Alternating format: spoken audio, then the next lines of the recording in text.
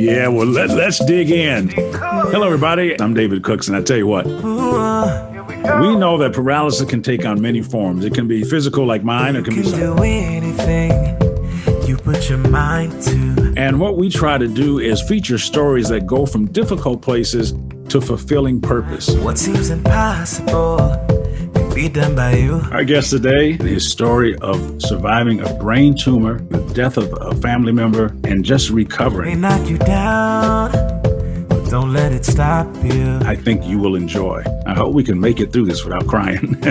We was headed down to my son's baby shower, and they called me and said, "Hey, we need you to come into the office now." It was on a Saturday. And I was like, all right, look, we about to get cleared. We about to go in and get cleared. And so I walk into my training room and we sit down, and Matt has a look on his face, and I'm not really paying attention to it. I'm like, hey, Matt, what's up? Talk to me. When can I get back to playing ball? And he was like, well, you need to start thinking about things outside of football. First time I ever heard that in my life. Won't be the last, though. And so when you say that, I'm like, whoa, like, what you mean? Football, like, this is how I'm gonna feed my family, provide for my family. My goal is to make it to the league. I never thought about doing anything else outside of football. What do you mean? Well, you have a brain tumor. Got so much to give, a lot of life to live. You must go from paralysis to purpose. Get your pen and paper out. Yeah. I'm taking notes. Paralysis to purpose. Hello, everyone, and welcome to another episode of Paralysis to Purpose, the podcast. I'm your host, David Cooks. Please take a moment to subscribe to this podcast and share this podcast, like this podcast, and leave a review. I appreciate that. You know, I say this every time. I love what I do because I get to interview some of the world's most intriguing and inspiring people. Today is no exception. I hope we can make it through this without crying. Our guest today is a former NFL player. He's the CEO of a couple of organizations. He's a father of three, and his story of surviving a brain tumor, surviving the death of a family member, and just recovering is something that I think you will enjoy. You know, in Paralysis to Purpose, we like to talk about the journey, and we talk about perspective, we talk about perseverance, and we talk about partnerships. And I'm sure today that you're going to hear some of that.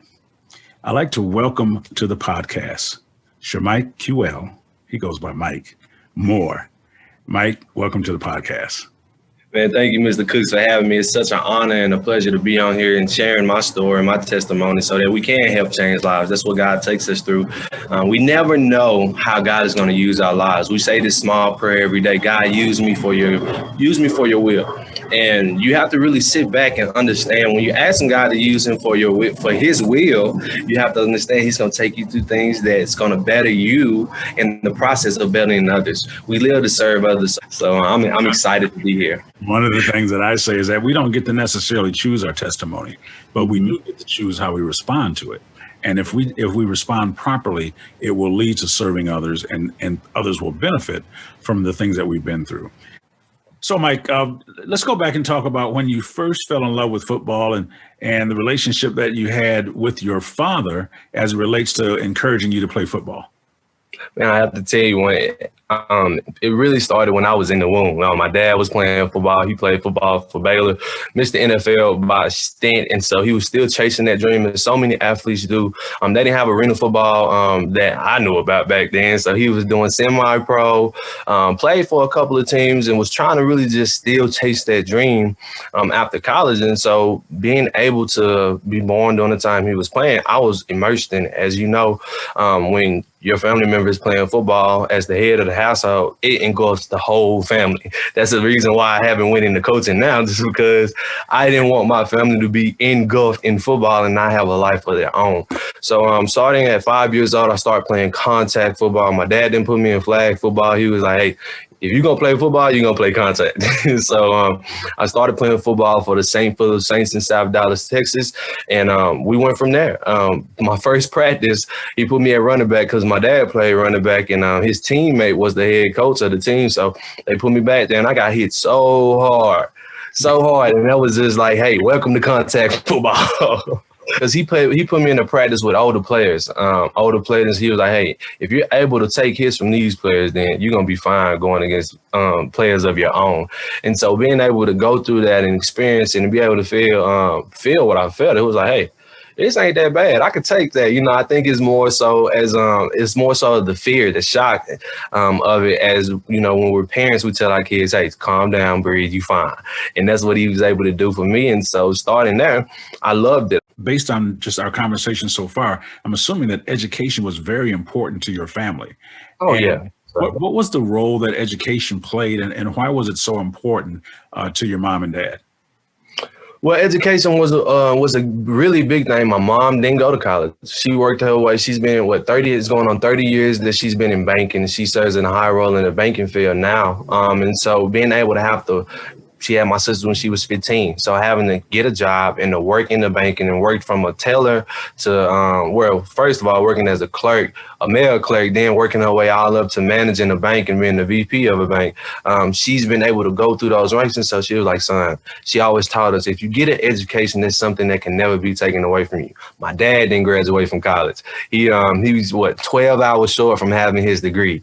And so when you transition from the sport, it was a hard time for him finding that niche, finding that job, because he didn't have a degree. And that's what led him to have to start his own company. So education was key. They always told us, hey, get your grades, do the right thing. And I'll be honest with you, I didn't really take education serious until I got into high school. And one of my teachers failed me on purpose because he seen that I had more potential, but I was just doing the bare minimum.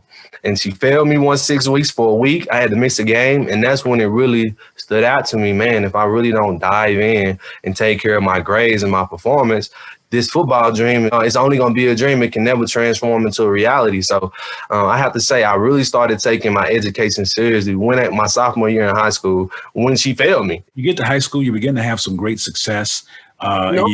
No, I didn't start off having great success. I started playing as a freshman. Of course, you excel on your freshman team, went into the JV team. But when she failed me that year, that teacher failed me that year, I got labeled as a problem kid that just here to play sports. So they looked at me and was like, hey, you're going to be on JV in another year. And I was like, what?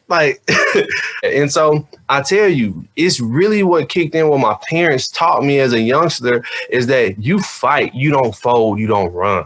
And so when he told me that, Coach Reginald Samples told me that I was going to be on JV, I wouldn't play for him on varsity to my senior year, I was going to transfer to Bryan Adams High School. And so we started going through that process. And I'm so thankful to God that Coach Rob had the heart to really just sit us down and say, hey, I would love to have you here. All my coaches would love to have. We know you'll make amazing impact. But your dream is to go to the NFL. You'll have a better chance on going to the NFL from Skyline than coming over here. And I'm just going to be transparent with you. And so with him telling me that and not being selfish and, just getting the talent, me and my parents sat down and we said, no, we're going to stay. We're going to stay and we're going to fight. And it didn't always start all peachy clean. I had to fight and work and do extra work to make sure that I knew exactly what I was doing. I was a student to the game. I studied my coaches. I spent extra hours with my coaches to learn my craft because I was an undersized TN. So I really had to put in that time and that focus and that effort to make sure that I'm going to come on top and I'm going to be a great competitor for this Skyline team. One of the things that you mentioned, and it's been an overriding thing with some of the people that we've talked to, is the importance of not just showing up, but showing up early and staying late. But on a personal level, how was that translated? I never wanted to be average in anything that I did. I always wanted to be a top tier candidate in whatever field. And so putting in that extra hour, putting in that extra 2 hours, studying and showing myself approved is what really got me there. So you end up at Kansas State. And so my parents always tell me, go with who wants you. You go with those who want to. Kansas State have been solid. They've been wanting you for the longest. You was the only linebacker that they offered that year. Go to Kansas State. And that's what we did. We signed a gray shirt, which I never heard of, a gray shirt. So what a gray shirt does is it puts you on scholarship, but your scholarship doesn't start to that winter time. So I went down in the summer to Manhattan, Kansas, It was a hard summer. I tell you, I didn't want to be there. Didn't like my linebacker coach at the time, and it was just a hard time there. And so I came back home in the fall. I went back into the winter, which my linebacker coach at the time got another job, and he left. So we had Mike Cox that came in with us, and so we go down to Manhattan, Kansas, that winter time, and we start playing. We work out. We start playing that fall. Start using me right away. I went to my freshman year, my sophomore year, and so we're coming up to my junior year now. Coming up to my junior year, we fighting for a spot. We fighting for a starting spot as a linebacker. I no longer want to be a role player. I want to be a key player now. See, that's the difference. You got role players and you got a key player. And so I want to talk about your process a little bit, because I mean, you moved quickly here, but there's some lessons to be learned. Yes, sir. You were pretty good in high school, good enough to get these scholarships. And now you get to K-State and you're 2 years in and you are a special teams player. Man, that's hard. You are not the man. You are not, you are one of the guys on the team. What was that like for you psychologically? What did that do to your confidence level? You know, how did you respond to that? Because that is not an easy thing to have happen. Well, I even give you one even better, Mr. Cook. So I had to come home that fall when all my other teammates stayed in school. I had my partner Anthony Wallace that went to Oregon, Franklin Shannon went to OU, and they were playing on special teams, and I was sitting at home on the couch, working out, not in school. And so that right there was hard, because I'm like, how did we get here? Like we could have went anywhere, but we were so stuck on the University of Minnesota. And my father had a conversation with me, and my mom, he said, hey, it's not about how you begin, it's about how you finish. So you go out there and you work hard, you do your extra work. So when you go to school, you have a longer clock than your counterpart. So you got to understand your life is your own. You can't compare your life to this person and that person. You got to understand that God has a plan and a purpose for your life. And so going down to Manhattan, Kansas, we had Arthur Brown that just transferred from the University of Miami to Kansas State University. And so he was my big brother on the team. And I used to work out with AB. We used to do everything together. When we was at the complex. So I tailor my game. Like we said, when you around like-minded players that have the same goals and dreams and aspirations that are good, that challenges you to even pick up your game, because we are competitors. And so he was playing linebacker. I'm playing special teams, working out together. We're doing things, but it was hard being a man in high school and then going in to Manhattan, Kansas, which I didn't want to be at in the first place. That was a hard transition, but ultimate goal was to make it to the NFL. So I will go through this to get to the ultimate goal. Wow. So in the midst of you had to do what you had to do in order to potentially get to do what it is that you wanted to do. Yes, sir. So let's talk about that junior year, because that's when things begin to change for you, and not just on the court or on the field rather. But these were real life changes. These are, we all have certain things in our lives that we always will remember. And walk us through what was going on with you at the beginning of your junior year. So going into my junior year that summer, I started falling out of workouts. And you don't do that when you're playing college ball. You're not supposed to fall out of workouts, because that means you're not taking care of your body. And so I knew I was taking care of my body. I started falling out of workouts, started having full body cramps. And so my coaches are looking at me as, oh, you just out partying. You're not really taking it seriously. You're supposed to be competing for a starting spot, but now you're playing around. We're not going to give it to you. And so after the first game, we had a first game, and I did well in the game. Had a great game. We was fighting for that starter position. So I was fighting for that position. After our first game, I started having back pain. And when I got into college, I took a Toradol shot before every game starting my freshman year.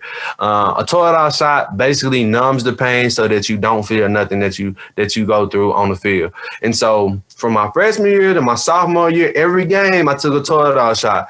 That junior year, we had to sign a disclaimer, and we didn't know what it was. They was like, hey, they did some stuff, sign this, and so you can get the shot. If you don't sign this, you won't get the shot. Well, I've been taking the shot my whole career, and I need to make sure that I'm not feeling pain because I'm in the trenches. I'm playing linebacker. These are big dudes. My body already hurting from practicing and training, man, whatever. So after the game, I started having back pains. The next day, I urinated blood and not understanding what it was. I kept on playing. Why? Because there's a difference between pain and injury, I was always taught. And I'm fighting for a starting position. So I cannot sit out and worry about this because that's going to take me away from the game. This is my thought process during the mindset. So went on a Tuesday and we had a hard practice. Coach Snyder practiced us hard. We had a hard practice. And so I got home. My girlfriend at the time, she was pregnant. And so I was at home cooking dinner for my wife. Well, for my girlfriend, she's my wife now, but cooking dinner for my girlfriend. And I had to sit down and she was like, babe, something wrong. Like, I ain't never seen you like this. You in so much pain. I'm gonna call you, you need to go to the hospital. Of course, me, man, I ain't going to the hospital. I'm all right. I'll just see my trainers in the morning. And she was like, no, like, you need to go. So she called my parents. They was like, hey, nah, we think you need to go to the, is Victoria calling us about you? You probably need to go. So we called my trainers. My trainers like, man, just meet us down there at the hospital. We'll see what's going on. When I got to the hospital, my creatinine level was at a 3.5. When your creatinine levels gets to a level 5, you start having major problems. Your kidneys start shutting down and things of that nature. So if I wouldn't have went to the hospital that night, God knows what would have happened to me. So immediately they admitted me into the hospital. They started running tests, started giving me fluids and started trying to figure out why did my body go through this. After a week being in the hospital, they got my creatinine level down, but my levels were still off. My testosterone level was at a 77-year-old man. So I'm performing on the field with the body and the testosterone level as a 77-year-old man. So I know how it feels to be 77 years old in a sense and still competing, still playing, still thriving on the field. And so we was getting ready to play Auburn that Thursday. And of course, I'm a key player now. I'm not a role player. I'm a key player. So my coaches are like, hey, we need to get you back. We got to get ready for this game. But my equilibrium is still off. I can't keep anything down. I can barely walk. And so my mom was like, hey, we need to have a full body MRI. We got to get to the bottom of this before you even go back playing.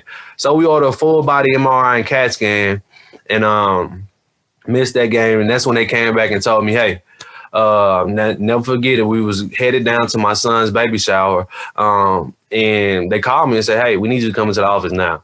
It was on a Saturday. And I was like, all right, look, we about to get cleared. We about to go in and get cleared. And so I walk into my training room and we sit down and Matt has a look on his face and I'm not really paying attention to it. I'm like, hey, man, what's up? Talk to me. When can I get back to playing ball? And he was like, well, you need to start thinking about things outside of football. First time I ever heard that in my life. Won't be the last, though. And so when you say that, I'm like, whoa, like, what you mean? Football, like, this is how I'm going to feed my family, provide for my family. My goal is to make it to the league. I never thought about doing anything else outside of football. What do you mean? Well, you have a brain tumor. What? I got a brain tumor? Like, okay, when can I get back to playing ball? He like, no, Mike, I think you really need to understand what I'm telling you. You have a pituitary tumor. It's at the base of your brain. You cannot play football with a brain tumor. So my whole world is crushed. You know what? This is really a really good place for us to take a break because you just found out that you had a brain tumor and you were fighting the reality that you needed to do something else because you hadn't planned for life away from the game. Yes, sir. So we're going to pick it up right from here when we come back. And we're going to pick it up from when you really finally, when it dawns on you that your football career could really be over. Wow. We'll be right back after this. This episode of Paralysis to Purpose, the podcast, is sponsored by Fallon Upe, strategic advisor, investor, and best-selling author. We hope you're enjoying Paralysis to Purpose, the podcast. Be sure to follow us on Facebook, Instagram, Twitter, and TikTok at Paralysis to Purpose for more updates. Also, check out David's website at davidcookspeaks.com to learn more about his mission and purchase his book, Getting Undressed, From Paralysis to Purpose. Hey, welcome back to Paralysis to Purpose, the podcast. We're with our guest, Mike Moore, and he had just found out some devastating information about his health and that he had a brain tumor. And I recall having the aneurysm, and as an athlete, as a competitor, you think, okay, yeah, you said I got something, but we'll get through this and let's get to the next game.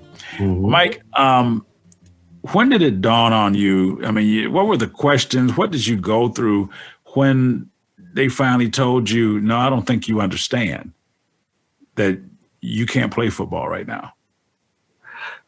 I went through a slew of emotions. I was crying. I'm trying to figure out how are you telling me that something that I've strived for my whole life, I can't do it anymore. I didn't think about nothing else in life but playing in the NFL to provide for my family. Now you're telling me, hey, you need to figure out something else to do to provide for your family. And it's like, what does that mean? How do you do that? How do you transition from since I was 5 years, before I was 5 years old, I was always told, and me and my daddy had planned, hey, we making it to the league. We done did everything that we need to do to get close to making it. So now you're telling me, nah, you'll never play football again. That didn't sit well with me. So they told me, hey, we'll keep you on scholarship for you to finish your degree. And you could just be, you can be a part of the team. You can come to the games and basically be a cheerleader. Well, for a competitive athlete like myself, being a cheerleader was not what I was planning to do. And some people may say they're selfish, or I'm a competitor and I'm a ball player. So you mean to tell me I got to come to the games and sit and watch other individuals play and I can't play? That didn't sit well with me. I never had the experience that I was always a key guy playing. And so they was like, okay, we got to go. We got to start with a course of action. What can we do? So we went down to Topeka, Kansas, and we was able to meet Chelsea Sandler down in Topeka, Kansas. And she was my doctor. She was my doctor and my endocrinologist. And so we started running tests and we starting to figure out where this come from. But at the time, my first meeting with her, she says, this is crazy. You had a testosterone level as a 77-year-old man. At the time, we just had my son in October. So she's like, are you sure your son is yours? Like, you're not supposed to be able to produce a son. You're not supposed to be able to do none of this. And I'm like, no, I know my son is mine. Like, we went through the legalities and the things of nature to make sure that he was mine before we even went to that. But just imagine if we didn't get my son tested. If we didn't do that, what kind of problems and situation that would have brought up then when she's telling me, hey, you're not supposed to be able to produce a son. So when she told me that, go ahead. Let's talk about that for a minute, because your body was so messed up that you basically had a body of an 80-year-old man, and therefore a 77-year-old man. And she was saying there's no way you should have been able to have a child. So yes, here comes the first of many miracles for you. Yes, sir. That's amazing that she would say that. I'm going to let you. We're going to continue this story right now, but I want to come back at some point. Remind me if I forget to the lesson you learned about not having a plan B, because I tell the players I coached that basketball was your plan B. Your plan A should be an education. And I want to come back and talk about that, because you really were left you didn't have a plan.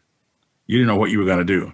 So you're at the doctor's office, and she begins to talk to you, and she's a little confused by how you had a child, but your body says you're 77 years old.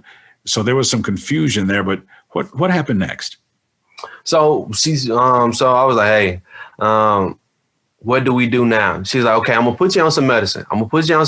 But you have to be careful to take this medicine when I tell you how I tell you, because if you take too much of it, you can run the risk of it hardening your heart. So I'm like, so you mean to tell me I'm taking medicine for my brain tumor, to shrink my brain tumor, but it can harden my heart at the same time? Give it to me. Come on. If this going to get me back to the game, we're going to do whatever we need to do. So we got on the medicine. And we started back working out. I started back working out. I got bigger. I got faster. I got stronger. And we did that all the way from October all the way until what was that? March. We did that to March. And so we went through winter condition. I went through winter conditioning. We're getting ready for spring ball. And I went back to my doctor because my body is bigger. I'm faster. I'm stronger. I'm back. I'm leading the pack. I'm a leader on my team. And we about to go into spring ball. So I need to get released. I need to get released to be able to go play ball. We did an MRI, did a CAT scan. We go to our appointment. She say, "You're not about to play ball. Your tumor has grown. It hasn't shrunk." And so I'm like, okay, what do we do now? What's the next step? She said, well, I have to reach out to my colleagues because I really don't know the next step. So she reached out to her colleagues. 8 out of 9 doctors came back and said, this guy should never be playing. How is he able to play ball at a high level and doing the things that he's done? He was not supposed to produce a son. He's not going to ever play football again. We had to crack his whole skull open, pull his pituitary gland out, and he'll be on medicine for the rest of his life. It was one doctor that said that he can do an experimental surgery, but I had to get accepted by the hospital, which was the National Institution of Health down in Bethesda, Maryland. And so never heard of the hospital, did my research. This is one of the top hospitals in the United States, a government hospital, and they only take special cases. So thankful to God, I got accepted into the hospital, and we went down to the NIH in April 17th of 2015, and they performed the surgery. I want you to take our listeners back to the time of the surgery and what you were feeling, the emotions. Your son was there. Well, going into surgery, it was very challenging. I'll definitely say that. It was my first surgery I ever had. Really not knowing the severity of what is about to take place. And my parents were there. I was able to, look at my dad, and I'm just trying to figure out, okay, I got to be strong for him because he's seeing his baby boy about to go through brain surgery. My wife was there, my son was there, my mom was there. And so it was just like, I have to be strong because I'm on the bed about to go into surgery, but it's hard because my baby boy is here. He fell asleep on my chest before we went into surgery. And when it was time for them to come get me, they had to take him off my chest, and he's crying. He's wanting to be on my chest, wanting to go with me. And so finally they calm him down and they take me out the room. They go get me prepped and get me ready for surgery. And then my family's able to come in, and they're talking to me. They say, hey, we prayed. We had no shadow of a doubt that the surgery was going to go well. And my son gave me a kiss. And the last thing I remember was him kissing me. I dozed off to sleep. So that night after surgery, I'm in pain. And I'm just like, I just want to die. And I was like, man, like right now you're a burden. Like I felt like I was a burden to my family because my dad, now he had to stop what he was doing to come down here to sit in the hospital with me, which I'm not understanding how this formed. So that's when that self-condemnation started coming in. I started beating myself up. What did I do to get to this point? How did this happen? And so you go through those thoughts of suicide. And so I wanted to die. But then I thought about my son, and I thought about my wife. I thought about what this would do to my father. What would this do to my mother? They depended on me. We done made it down here and had a successful surgery. Like, you got to fight. I had just gotten married back in December to my wife, Victoria. She had my son October 16th of 2014. I graduated from Kansas State that December 2014 because I graduated in 2 years. So you actually graduated from college in 2 years, and your teacher was concerned about you sophomore year in high school and failed you intentionally to wake you up. Clearly it worked. But how did you graduate in 2 years from K-State and playing football? I took advantage of the opportunity that was given to us. So when we was in school, we had the opportunity to take intercession classes. So what I did was I used to take 15 hours summer. I have a 15-hour summer easily because I take 2 intercession classes. And then during the summertime, you have to take 2 classes. That's 12 hours right there. So I'm doing 12-hour summers. And the way that I did my intercession classes was I always did it in the wintertime. because that was after the bowl game. You have a break. So I did it in the wintertime and I did it leading into the summertime. But I couldn't take advantage of the intercession classes going into August because we were in camp. And so I did that.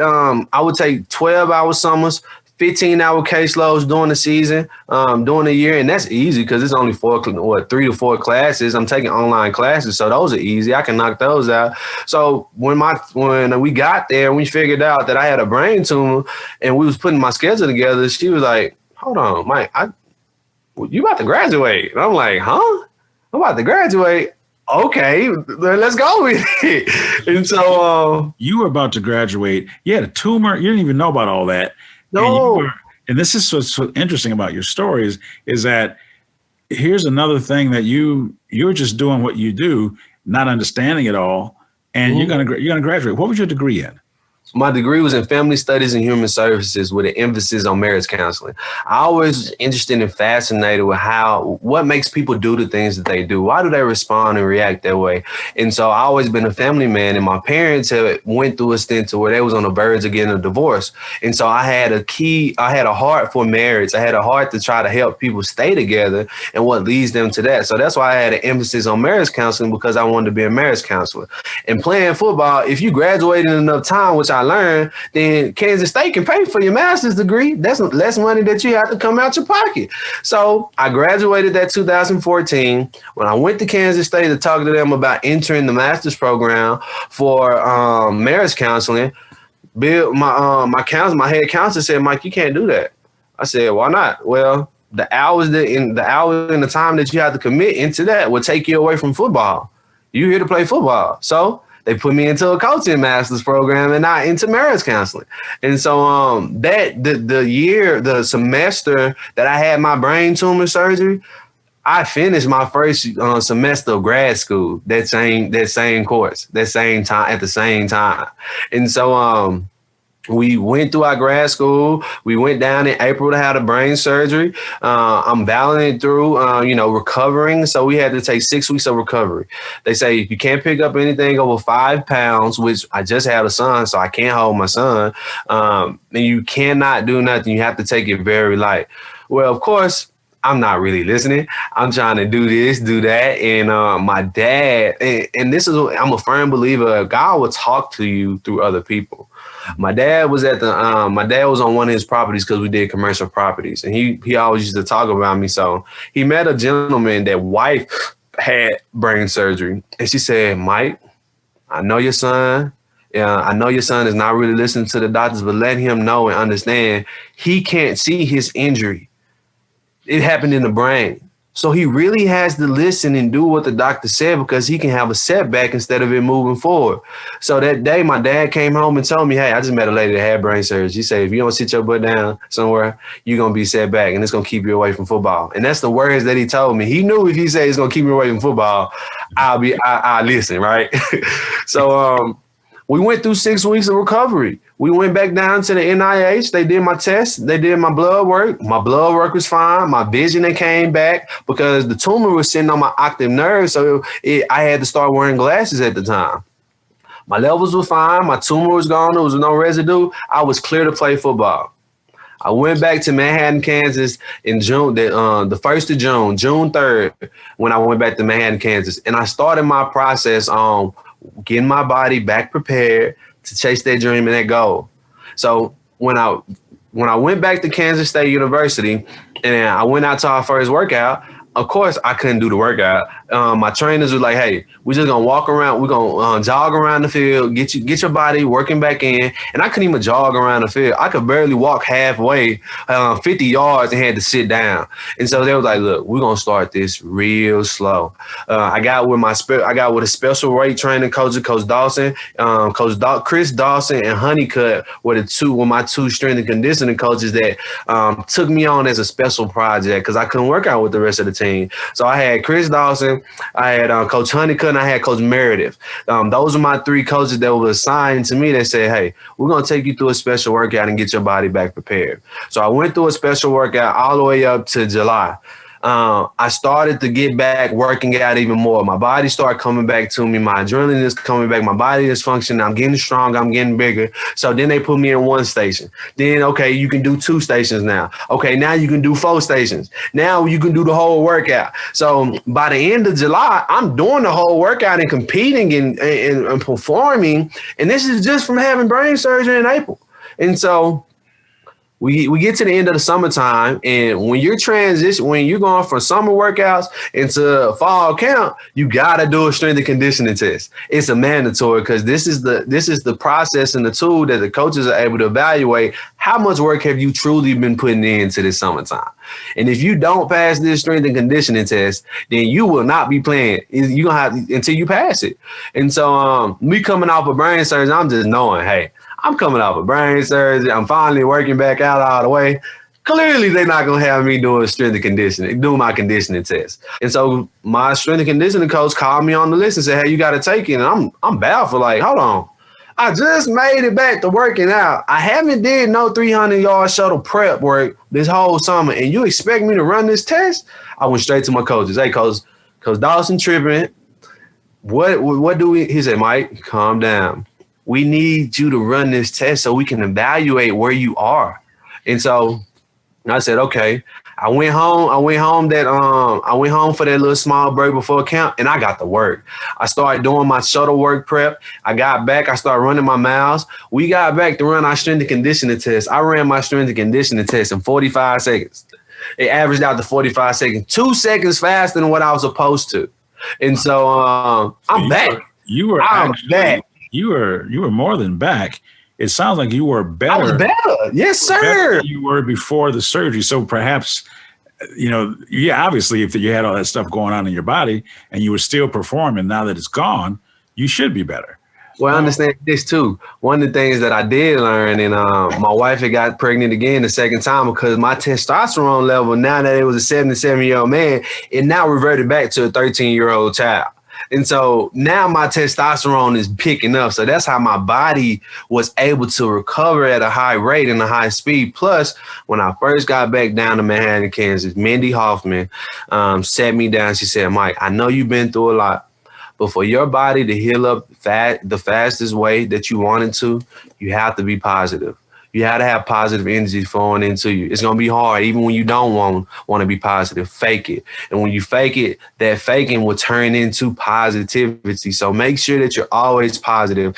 And my parents always taught me, never let nobody have a pity party. We're not the type of people that's, whoa, me, why this happened to me? Like, we take what comes to us and we fight and we move on. But we don't have time for pity. So with me having that positive attitude, with me pouring into other individuals, with people not being able to see me down, but every time you see me, I got a smile on my face. I'm doing my work. I'm motivating. Like, that is what helped me build and get my body back to the point to where I was able to perform. It was nothing but God's grace and God's love. So, all right. So now we're going to go back to it's football time. You're about to play and the season's going on and you've gotten back now. I mean, your health is good. Your numbers are great. You're actually performing better than you are. Yes, but tragedy strikes again. Not as if the brain tumor wasn't difficult, but this. No, this is 10 times. This was 10 times very different. Yeah, So, yeah. This is very different. So I got back playing ball. Things are looking up. But at the time, my coaches are not playing me as I felt like I should. I done beat the people out that was in front of me in another position. So it's like, man, why are they not putting me in the game like I'm supposed to be playing? I done battled through all of this. And so we go through the first game. I have a great game. I play a lot because they had a lot of base packages. So we good. Second game, I only played 3 snaps. Third game, I only played 2 snaps out of a whole game. I'm like, man, it's like, look, I done graduated. I can transfer back to SMU. I can be back home because my family had moved back home because now we're pregnant with my daughter. We're about to have 2 kids living on a college-based salary. You can't provide for your family. So my family had moved in with my mom and dad. My wife was working for the company so that we can provide for our family. So that was our lifestyle. And so I'm like, man, Kansas State is not playing me. I'm about to transfer to SMU. And so I had already talked to the coaches at SMU. Me and my dad came up with a plan and said, hey, we're going to transfer after this season, because one of the key things that my parents always taught me is this. You never quit nothing that you're in the process of during the middle of the process. If you're not happy with something, you finish, you keep your word and your bond, and you finish that course out. But when that course is over, that's when you make your transition. And my parents always held me and my brothers and sisters to saying that, look, if you in a sport or you in an activity that you don't like, you're going to finish out the whole course. You ain't got to do it afterwards, but you're not going to quit nothing in the middle. And so that's what we had to do. There's something that is very puzzling to me in this part of your story. How quickly you forgot that you had a brain tumor. I know, right? and that you should be grateful for whatever time you're getting. You should be grateful to be on a team. But where was that? Where was that? And that's confusing to me. That I didn't, to be honest with you, that wasn't in my head no more, because I had fought and I had battled through having brain surgery. So my mindset is that if I have made it through all this, you got to give me this. You've overcome it. And so now you've moved on. That's your past. The brain tumor is in your past. And you aren't unappreciative, but you're not getting what you think you deserve. I felt like they were pacifying me. And my parents never pacified us. They always say, hey, go get it. You don't let nobody having a pity party about you. And that's what I felt like Kansas State was doing. I felt like they was taking it slow, taking their time. I didn't just come out of brain surgery, and they wasn't releasing me to really play to my full potential. And so we had now in hindsight, I understand it now. That sounds like a plan. Like a coach would be like, well, he just had brain surgery, so yeah, he's doing well. His numbers are good, but he just had brain surgery. So we should probably bring him along slowly. Mm-hmm. But you knew you were okay, but they were concerned. They were cautious. They was definitely cautious, which I played linebacker too. So so I'm a hitter, so I'm not thinking about that at the time though. Wow. So you're thinking about transferring. Your folks are like, finish it out. You almost got your master's degree done. No. I didn't. I had finished that first part of my master's, the first semester of my master's. The second semester, when I went back that fall, we didn't go into my master's course just because we didn't know how I was going to be able to function after the brain tumor. So we're just taking idle classes just to fill the schedule. And I can do my graduate transfer because I've already completed a first semester of it, and I can just pick it up. And so we're trying to figure out, hey, we have a bye week that upcoming week, and Yom Kippur was coming up down in Denver where we attend service. And so I asked my coaches, hey, a holiday is coming up that I have to observe. Would you bless me the time to leave during our bye week to go down there? Yeah, Mike, go ahead. We already understand it. So we go down to Yom Kippur. Have a great service, have a great feast day, and the morning that we're waking up to come back. I have a strong feeling draw towards my family, and my family was flying back to Dallas. I was flying back to Manhattan, and I just wanted to go home. I wanted to be around my family. I wanted to be with my wife. I wanted to be with my mom. I wanted to be with my dad. I just wanted to be with my family, and they reminded me when we was in the airport, because I was about to buy a ticket to go back to Dallas. I'm already not playing, and we still on a bye week, so they really don't need me. I can go back home, man. I deal with the consequences when I get back, but I really wanted to be home. And so my parents reminded me again, hey, what commitment did you make to that school?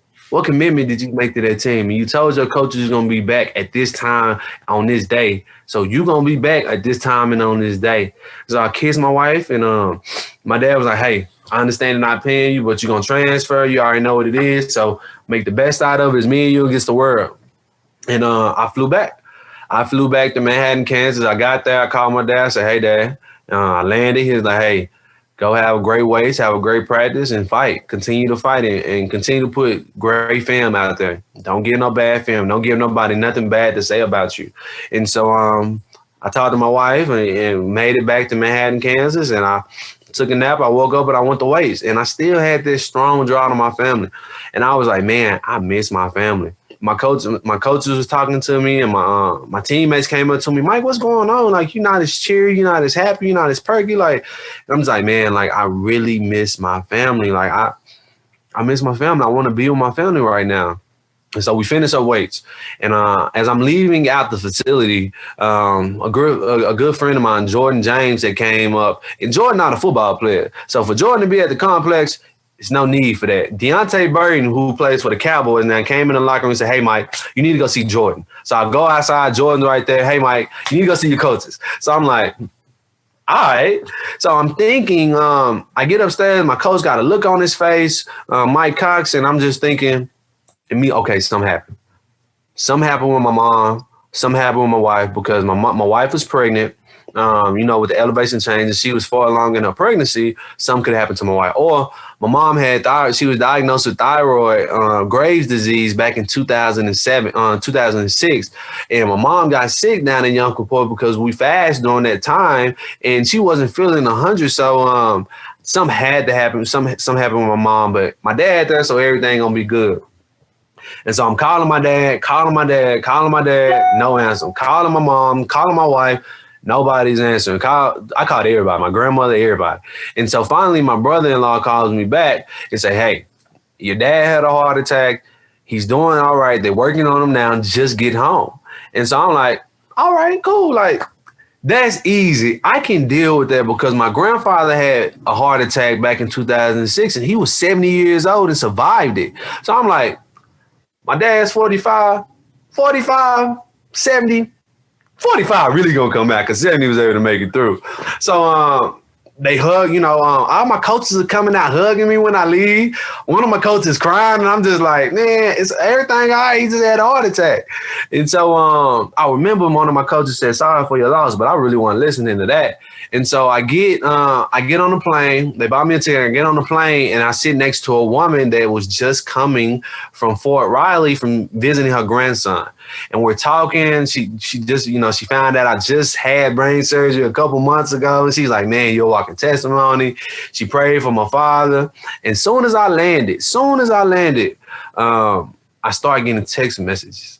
And they started saying, man, I'm sorry for your loss. Your daddy was a real one. Like, Mr. Mike was everything to us. And I'm sitting on the plane like, what? So I'm walking out the plane. I call my dad, and I say, hey, I call my wife, and I'm saying, hey, babe, like, what's going on? People telling me my father died. And she's like, what? And she breaks down crying, pass the phone to my mama. My mama's, and I'm crying at this time, breaking down in the airport. My cousin's there to get me, and she's like, son, just tell me where you are. Don't turn off your phone after you get off the phone with me. Don't be reading those text messages. Tell me where you are. And so finally my cousin finds me. He picks me up, and he puts me in his car, and we start talking. And he gets we start talking, and he calms me down. He's like, man, we're going to see your dad right now. Like, don't worry about it. Start talking to me about football. Start talking to me about being married. Start talking to me about what was it like to go through brain surgery? How was all that? Like, he really does a great job on taking me out of that feeling. And so me thinking we headed to the hospital, but being so engulfed in the conversation, I'm not realizing that we're going home. And so we pull up on the street. I'm starting seeing familiar stuff around my neighborhood. I'm like, where are we going? And so we pull up to the house, and it's a slew of cars outside. And all my family members outside in the front, waiting for me to pull up. And so I pull up, and my mom comes outside. I'm sorry, I can see it today. My mom comes outside, and she's like, hey, your father passed away. He had a heart attack. He didn't suffer. He didn't hit anybody. He went in peace. And she tells me that, and I'm like, what? I just talked to him, and he told me it's me and him against the world. He's going to always be here. This episode of Paralysis to Purpose, the podcast, is sponsored by Fallon Upe, strategic advisor, investor, and best-selling author. Here's a chance to win a signed copy of David's inspiring book, detailing his personal journey, Getting Undressed, From Paralysis to Purpose. Each month, there will be 2 giveaways. Just leave us a review of today's podcast on the platform you're listening from. It's that easy. The next day, they asked me, do I want to go see my father? Of course, all the families come to the house. They're trying to cook. They're trying to do everything they need to do. And they say, you want to go see your dad? I'm like, yeah, heck yeah, I want to go see my daddy. And so we leave my mama. We get my mama occupied. And my brother and sister, they take me out the house and they take me to the place where my dad is in Mesquite. But the thing about it is, I have driven by this building countless of times. Matter of fact, the building was right next door to where I used to have to go get blood from before I had my brain surgery. So never knowing what this building is, we pull up in front of this building and my mom called.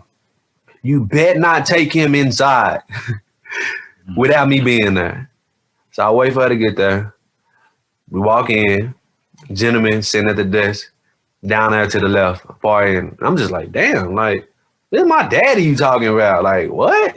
Not knowing what to expect. We walk around that corner, man. I see my dad there laying down with his eyes closed. He has a sheet pulled up to his chest. And I'm like, wake up. You've got to wake up. You have to get up. And I'm picking him up, and everybody's like, you can't pick him up. And I'm crying, and I'm holding him. I'm doing all of that. And I'm trying to get my father up because you have told me that it's me and you against the world. And right now, you're gone from me. And I'm not understanding how this happened because you mean to tell me you had a heart attack.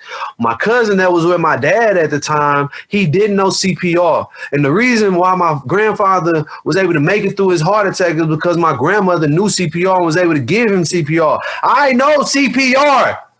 I can give CPR. So if I would have came home with my dad, like I wanted to come home with my family, he would still be living. So I'm fighting through all these emotions. And I'm beating myself up. And I'm seeing my father here. And I'm like, what in the world? You did this, Mike. You did this. Because if you was able to make it home, if you would have flew home, your daddy would still be living today. And I still deal with that to this day sometimes. And so, I'm sorry. I apologize, man. So, we get into the point to where you lied to me. This is one of my thoughts in my head. You have lied to me. You told me it was me and you against the world, and now you're gone. You're not here. I can't hear you anymore. I can't talk to you. I can't feel you. I can't touch you. I can't just call you to see what's up. Now I'm the man of the household. Now I got to provide for my family, and I'm still in college playing ball, trying to make it to the league. What is football now? Because you have taught me how to play this game. You have always been that voice of reason in my ear to play this game, but now you're not there. What is life like now? How do you move forward with life now? So my dad had a landscaping company. We lay him to rest. And I'm battling back and forth trying to figure out, am I going to go back to Kansas State and finish playing ball? Or am I going to stop playing football? I already have my degree. They not playing me anyway like I need to be played. What's the point of going back? I can pick up this business and move this business along. I'm a very entrepreneurial mindset. I've been in this business since I was 5 years old. This is easy. Getting mixed emotions, getting mixed views. No, you need to stay. You need to stay here, pick up the game. If you don't want to play football no more, don't make him play football. My mama took me and my wife to the side. She said, hey, this is ultimately y'all decision. But son, you finish what you start. You don't quit nothing in the middle of the process. And that's what they instilled in me back then. Pivotal moment now. So I understand everything that you want to do. You want to quit. You want to give up. You're going to go back down there and finish out this season because that's what we instilled in you to do. I got your wife. We'll maintain the business till you get back, but you're going to finish out the season, and then you can transfer to SMU and finish your career. If that's what you want to do, or you can be done with football. But me and your dad would love for you to go back down now. And for her to say that, I looked at my wife. She said, babe, Dad will want you to go. So I went. So you had survivor's remorse, survivor guilt, and then you were angry with your dad, and then you were not sure about, then all of a sudden you had a wake-up call about how important is football. How relative is that? You've dealt with all of that, but then your mother comes back and tells you something that reminded you of your father, and that you're in the middle of something and you have to finish it. Mm-hmm. And when you get done with that, then whatever you decide to do, we'll support that. Mm-hmm. So you Yes, sir. obviously you go back to Kansas State and you finish that out. What was that like? Man, I go back to Kansas State a wreck because my wife is 6 months pregnant, and I'm not playing at the time, and we just trying to figure out what is life. So I started drinking heavy. I started drinking really heavy, and I started hating the way that I look because I look just like my father.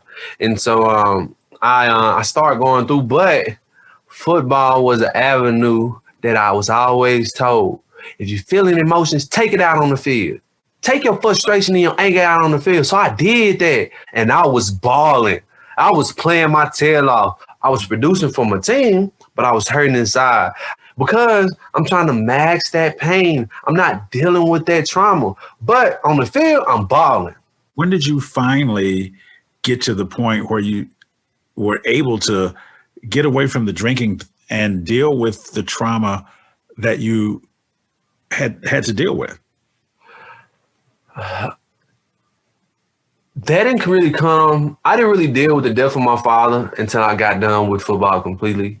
I slowed down on my drinking just because it was becoming a financial barrier.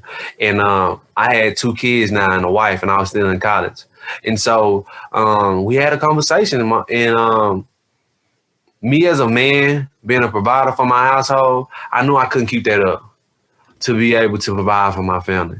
So I used it. So I did other things. I really took it out on the field, and I poured into my workouts. And so coming up on so after that season was done, we was blessed to be able to go to a bowl game. Was blessed to be able to help the team turn around to a great season.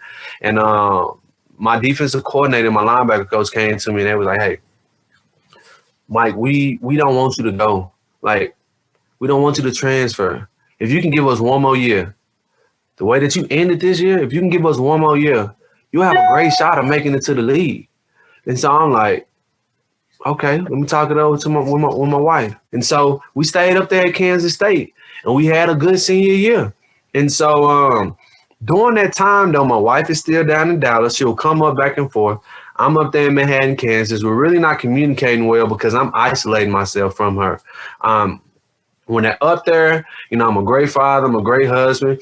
I'm, taking care of my kids, doing everything. I was doing the physical, but I wasn't there for my wife. So after getting ready for the draft, so my wife told me she wanted to be separated.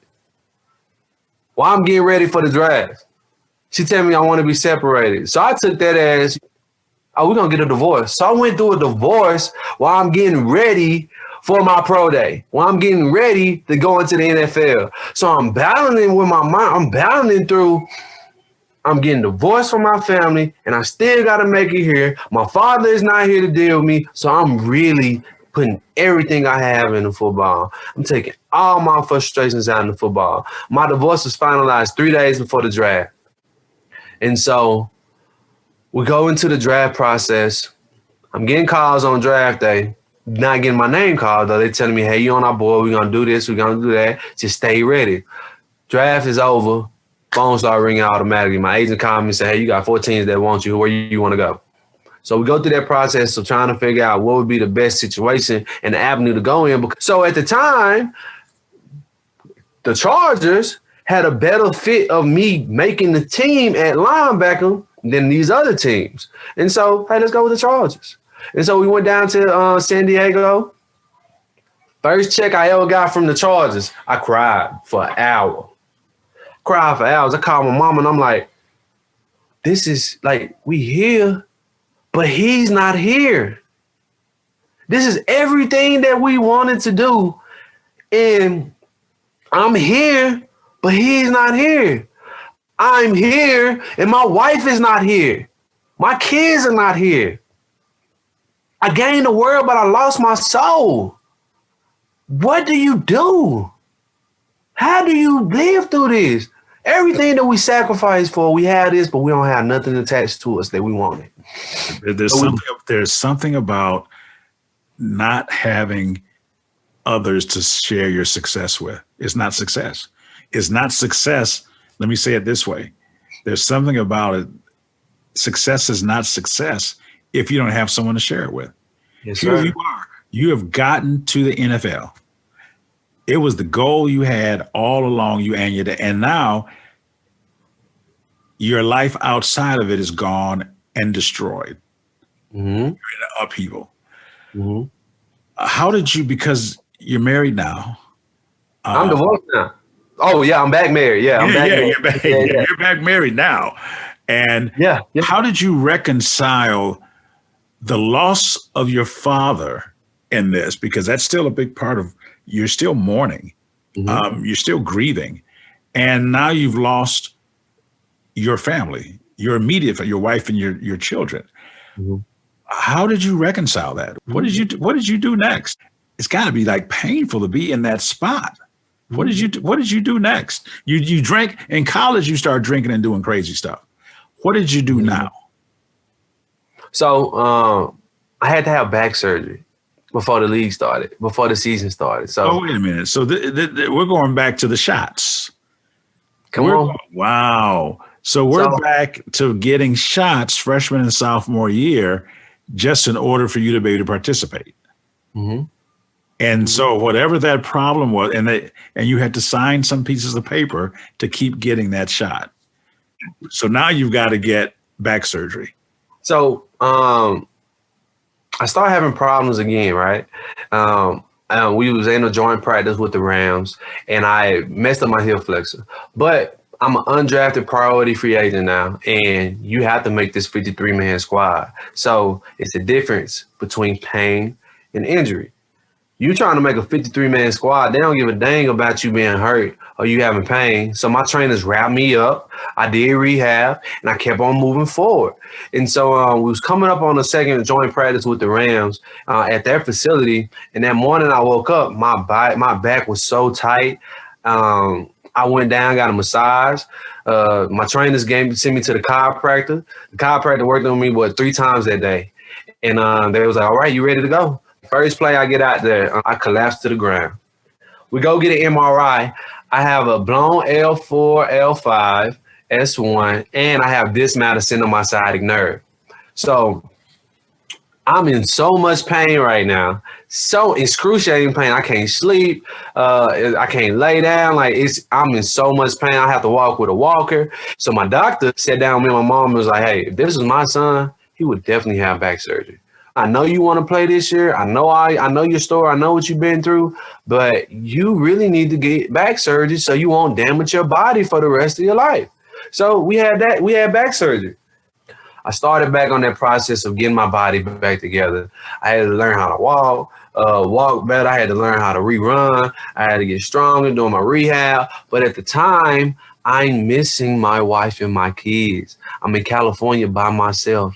And so I'm starting to put things and people in place trying to fulfill that void, but I'm still empty inside. I'm doing good in my rehab. I'm back. I'm running. I'm doing things of that nature. I go to my doctor's office, feeling great. I'm still in pain, still not fully recovered. And Dr. Gazaniga was like, Mike, I know as bad as you want to play and get back, I don't think you're ready. So me being anxious for football and anxious to get back, I begged the doctor to release me. He released me that day. He said, Mike, you asked for it, I'm going to release you. The next day, the charges cut me. Life is starting to hit me now. I done sacrificed my family for this thing. I done had fought through brain surgery for this thing. Then overcame back surgery and then asked to be released before I was supposed to just to get back to this game. And now I'm out of a job and I'm in California by myself. What was your next step? Suicide. I'll be honest with you. I was going to take my life. Anthony Lynn called me the next day, a couple days later. He was like, hey, come meet me. So I went up there and I'm thinking, hey, he got my job back. We about to go into it. He sat me down. He said, Mike, you had brain surgery in college? Now you had back surgery? you need to start thinking about things outside of football. That's what the GMs told me. Third time I heard that. And I'm like, everybody keep on saying this. What does that look like? I'm sitting on the edge of my balcony and I'm drinking. I'm listening to music. I'm just sulking in my sorrows. Like, man, you done battled through all this and this for not. Like, what are you gonna do now? My daughter called me, man. My baby mama number, because she's my baby mama now at this time. She's not my wife no more. She's my baby mama at this time. And so I see her name pop up. She FaceTime, and I FaceTime my daughter, and she's just like, "Hey, daddy." And I'm going through, but I got to hold it tight because baby girl on the phone now. I can't let her see me crying. So I'm talking to her, and she's like, "Daddy, come home. I miss you. I love you, all this and that." And that's what got me off that ledge, man. I knew I needed to get back home. So I moved back home to my mom's house, and I'm struggling. I'm trying to figure it out, and I started back working out because I still had the dream on making it to the league. When I finally realized you're a liability to this NFL. Telling everything you've been through, you're not an asset. You're a liability to this league now. You sacrificed everything and lost it. You sacrificed it for the NFL and you lost it. You're coming to understand that your career as a football player was now done. When you realized that, how did you handle that emotionally? What were your next steps? You're now back down in Dallas. You're living with your mom. Yes, like you are a grown man, living with your mom. You've dealt with all that, with brain surgery, death, divorce, and disappointment. How did you come out of this? Because right now, you're a married man, again, back with your wife, 3 kids, you own a couple businesses. So the turnaround here is important. Yeah. How did you get to turn back around? So with a lot of prayer and a lot of influence, man, I definitely tell you. And really, when I was with the Chargers, I met with my psychologist, Dr. Martin, 4 times out of the week. 4 times out of the week. And I took those tools that he gave me during those sessions and I used those and I applied those. And so I started to transition, trying to find my footing. And so I got with this pain management company and thought they was going to give me everything that they planned, that they told me they was going to give me. I started to be able to go to NFL healthcare screenings, meeting all these former professional athletes, and they were struggling. Like, they was really struggling with the transition piece, but ultimately struggling with having healthcare benefits for them. Same time I came out of the league in 2018, Roger Goodell, the Hall of Fame players had presented a proposal to Roger Goodell to pay for him to take a pay cut and them to get all healthcare benefits. And they turned it down, which I understand. You can't take care of a group of players and not take care of the whole family. And so that right there made me realize we need to do something for our players. We need to build something for us. And so I set out on the mission to be able to figure out how can we provide affordable healthcare insurance for all Title IX former professional athletes. And so we started on that mission. I took a job as a long-term sub position at Lakeview Centennial High School, trying to figure out how can we sell a program to the high school for student athletes. And during my time at the school, man, they used me as a principal, as a counselor, as a coach. They used me in all these different facets because I can really get to the kids. The kids will listen to me because of my background, because of the things I went through. And I'm from right down the street from where they from. So they're like, man, you're able to make it here and battle through all this and still be here? It's interesting that I don't think people put together that when you leave the NFL, you're on your own to get your insurance and everything else. It's not like it carries forward or carries over. And you were able to find a niche in that market, and you started your company, We Living, to do that. That's one of the things one of the ways you're giving back to the NFL and to professional sports while you're mentoring young people, which is a great thing. Right. So your focus is on a little bit about what to do after the game and helping people that way. I want to get one last story out of you, and then we'll look to close. How did you and your wife reconcile? Oh, that's a great story. My divorce was finalized 3 days before the draft, but at the end of that 30-day period or 60, however time spent that you have to wait until your paperwork is filed and you go to court to fill it through, they give you a grace period, right? And so, my divorce was finalized 3 days before the draft, but I didn't want to divorce my wife. I went through my workouts. I went through all of that. And so we had got to a point to where we didn't want to be divorced, but I had already been at that final stage where we at. And so, we had a disagreement or something. It was just like, man, see, this is exactly why we getting the divorce. And so we went through with it. And so during that time, we always had a love for each other. We always have a reverence for each other. So that's why we was always fighting, bickering, and doing all that extra stuff that was uncalled for during the process because we were both hurting. And so when I came back home, we had tried to get back together, but at the time, me as a man, I was still battling through suicide, still battling through depression, still bitter from the NFL for letting me go.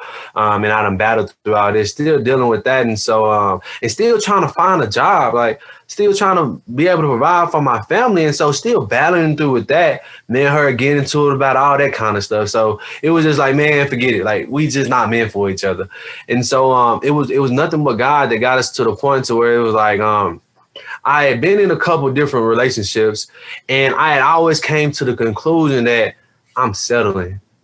I'm truly settling. This is not where I want to be. You are not my wife. You're not, you're not the mother of my kids. Having to drop my kids off every time, every day, and not being there with them at night, covering them, protecting them, or my wife, and being in the house with somebody else, covering them and protecting them.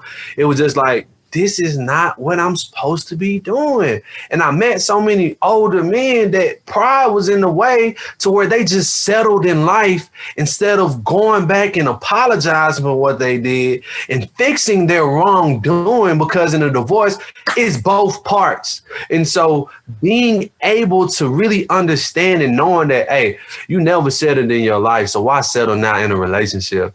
I made the decision to come home. I made a decision to start that process, and it wasn't always easy. It was, hey, let's do this, let's do that. And just gradually, by the grace of God, that we was able to reconcile, and we got married December 20th of 2020. Well, that's fantastic. You said a number of things there, and I hope our listeners were able to catch a lot of what you said today, and that you battled depression, and you battled disappointment, and you had some self-reflecting that you had to do in a lot of areas. So you really dealt with things. You did get professional help.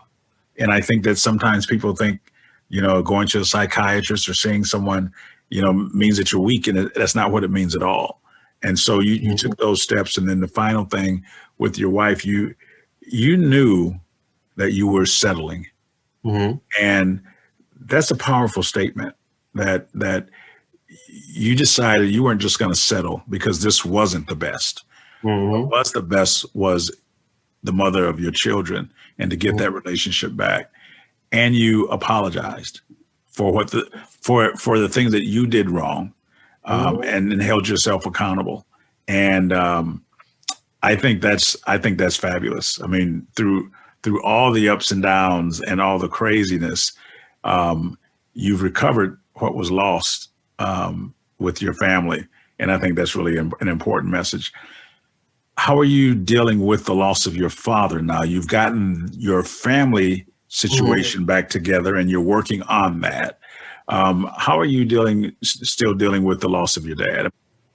I take it day by day. That's one of the things that my dad used to always tell me, hey, take it day by day. And my mom and her have a great relationship. And so being able to know that I have to be strong, knowing that he's not away from me. He's inside of me. He lives with me, and that we're able to continue to talk and to carry on.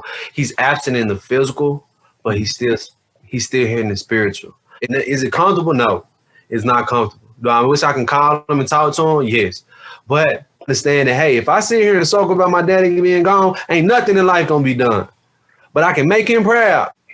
Do you think your dad is proud of you now? I mean, are you?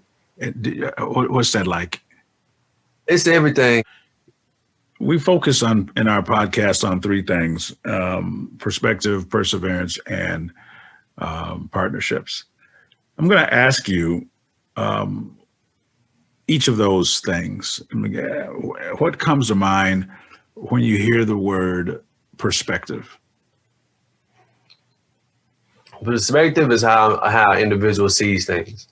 And it's not up for me to change your perspective on life. It's up for me to be able to accept your perspective, let you know where I'm coming from, and you accept my perspective and see how we can work together. Because during my divorce, my wife had a different perspective on how things went down. I had a different perspective on how things went down. She felt like I left her. I felt like she left me and abandoned me at the most important time of my career. And so being able to understand each other's perspective and not beat each other up about why you thought that way. No, and being able to respect an individual's perspective, now we're able to move forward in a positive light. Okay. Perseverance. I tell you, what stands out to me when I hear perseverance, it brings back, I've been a fighter all my life. And the only time that I folded was on my divorce. When I went through a divorce, I didn't fight. I folded. And that almost killed me. So when I hear about perseverance, it's a must that you persevere. Because you owe it not only to yourself, but you owe it to the loved ones and the people that's counting on you. You can't be selfish. You have to be selfless. Partnerships. When I hear the word partnerships, you have to be careful on who you partner with. Partnerships are great. You can't do these things alone. We're not built on this earth to do things alone. You're built to be able to collaborate and move forward with people. What's the best way to get a hold of you? They can reach out to me on my Instagram page. He's also on LinkedIn. So if you LinkedIn. You can check him on LinkedIn. So my number is 214-926-0027. That number again is 214-926-0027. Mike, it's been a pleasure to have you today on our podcast, Paralysis to Purpose. And until I'm back next time with our next guest, this is David Cooks reminding you that your ability to endure is always greater than your willingness to endure. You can do anything you put your mind to. Thanks for tuning in to Paralysis to Purpose. Don't forget to follow us on social media at Paralysis to Purpose on Facebook, Instagram, Twitter, and TikTok. To purchase his book, visit davidcookspeaks.com. Be sure to tune in next time for more inspiring conversations with David Cooks. Everyone has that something that is just, man, hard to get over, around, or through, or whatever it is. And I think a lot of times when we're in this, the ugliness of a situation, or in like the deep valley of a situation, we don't see the light at the end of the tunnel. We don't see what God's going to do with this situation that we're in. Next time on Paralysis to Purpose. Joe Delagrave shares his story about resilience and how to win in difficult situations. And there's a lot of faith and hope and trust that needs to happen. And honestly, some tough conversations for me with God in that moment, going like, what are you doing here? Paralysis to purpose.